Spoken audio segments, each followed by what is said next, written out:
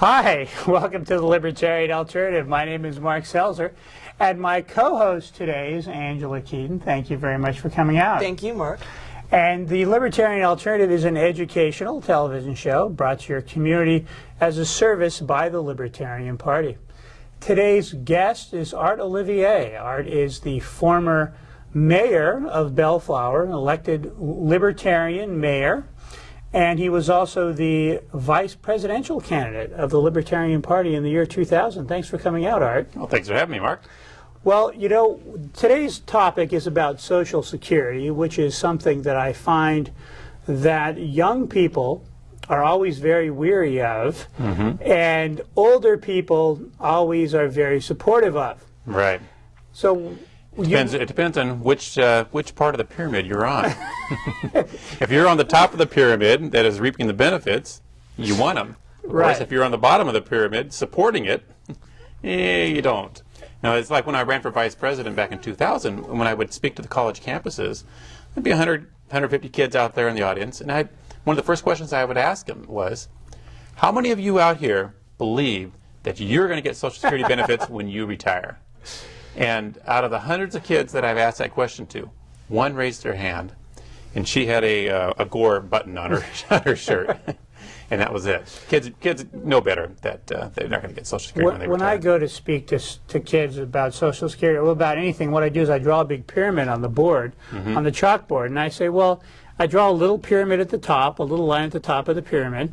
And I say, you know, what Social Security is, that we're going to take all the money from all these people at the bottom of the pyramid and give it to some of the old people at the top. And that sounds reasonable, then y'all agree. And then I erase the line at the top of the pyramid, and I say, well, what happened since then is that people are living longer. There's a lot more old people. The population is changing because we had the baby boomers. And then when they get old, there's going to be a lot more old people.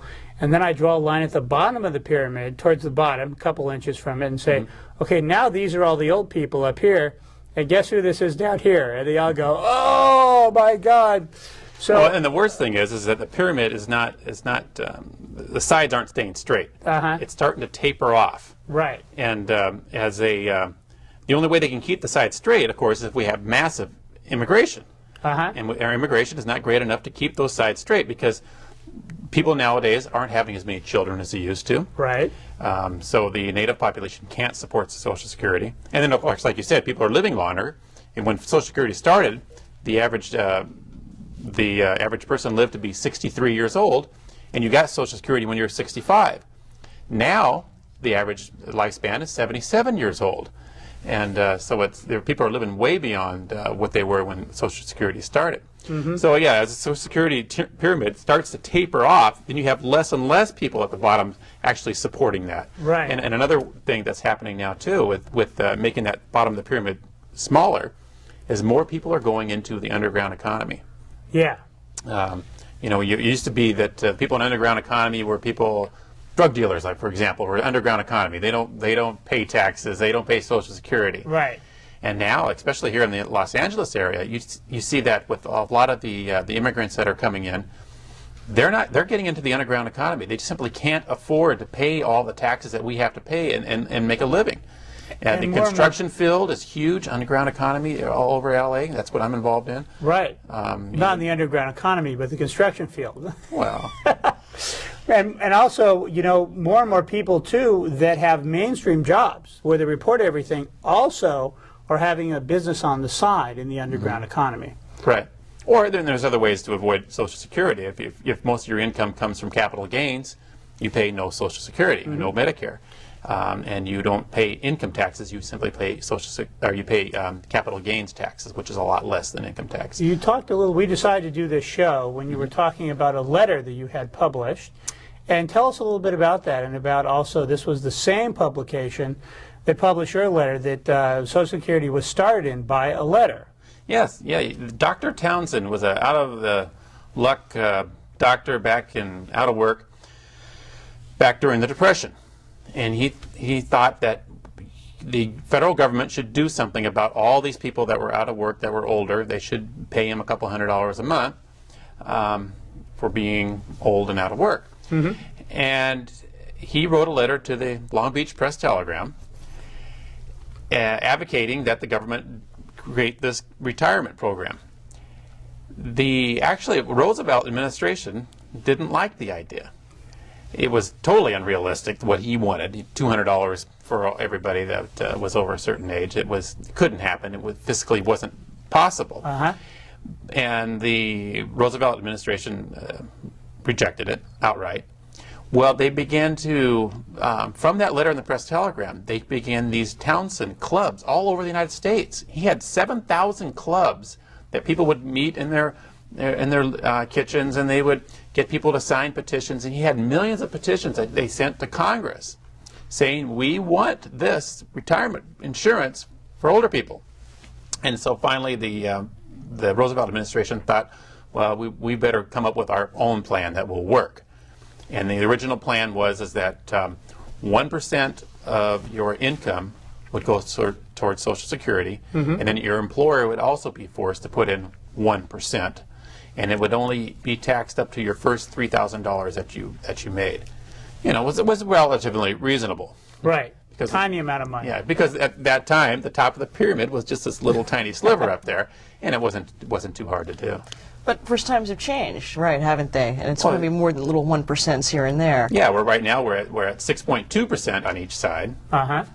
And that's going to have to increase, of course. It's going to have to increase. In fact, according to the Cato Institute, by 2020 we're running a deficit, and it's not going to be 12.4 with their first prediction. It'll need 18% of your money to make that work. Well, they're going to bring it in incrementally. It's actually 2017 is when they are not going to have bringing as much money as they're putting out. Now, if the Bush plan goes through, the Bush plan to save Social Security, which it does, you know, they have different ways of doing it. The Democratic plan to save Social Security is just keep raising taxes. The Bush plan is to take a portion of the money that you put in Social Security, that you're allowed to put into private accounts, and you'll be able to reap the benefits from that later on. But we don't Major know. problems with that. We don't know what's going to happen. Is this going to is this going to corporate welfareize a large part of the economy and the stock market? The first thing it will do is it'll take money out of Social Security and put it into private accounts.